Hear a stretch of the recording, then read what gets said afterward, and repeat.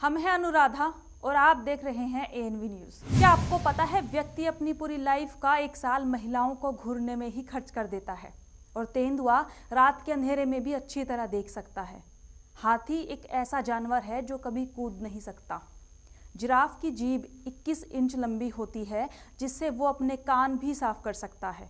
एक सामान्य उम्र का व्यक्ति पूरी लाइफ में इतना चल पड़ता है कि वो पृथ्वी के 5 चक्कर के बराबर है। तो आइए बात करते हैं एक ऐसे ही पक्षी की जो मिसालों और नायकों के साथ कहानियों के मुख्य पात्रों में रहता है।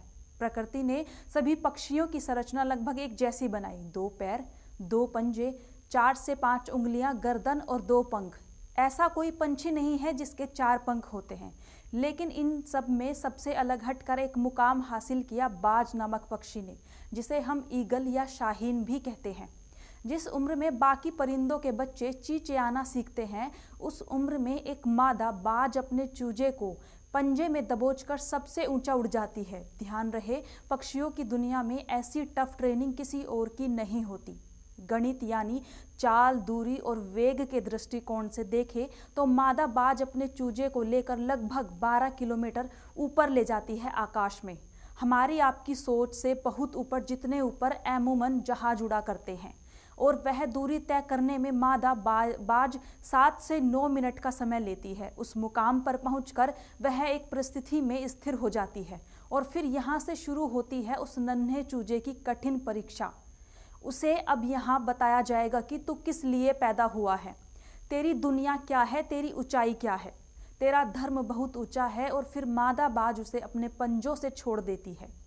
धरती की ओर ऊपर से नीचे आते वक्त लगभग 2 किलोमीटर उस चूजे को पता नहीं होता कि उसके साथ क्या हो रहा है।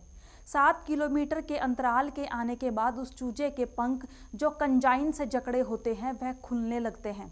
लगभग 9 किलोमीटर आने के बाद उनके पंख पूरे खुल जाते हैं। यह जीवन का पहला दौर होता है जब बाज का बच्चा पंख फड़फड़ाता है। अब धरती से वह लगभग 3000 मीटर दूर है, लेकिन अभी वह उड़ना नहीं सीख पाया है। अब बिल्कुल करीब आता है धरती के, जहां से वह देख सकता है। उसके स्वामित्व को अब उसकी दूरी धरती से बचती है, महज 7 से 800 मीटर, लेकिन उसका पंख अभी इतना मजबूत नहीं हुआ कि वह उड़ सके। धरती से लगभग 4 से 500 मीटर दूरी पर उसे अब लगता है कि उसके जीवन की शायद अंतिम यात्रा है। फिर अचानक से एक पंजा उसे आकर अपनी गिरफ्त में लेता है और अपने पंखों के दरमियान समा लेता है। यह पंजा उसकी माँ का था जो ठीक उसके ऊपर चिपककर उड़ रही थी। और यह बाज के चूजे की पहली ट्रेनिंग थी और यह निरंतर चलती रहती है जब तक कि उसका बच्चा उड़ना नहीं सीख जाता।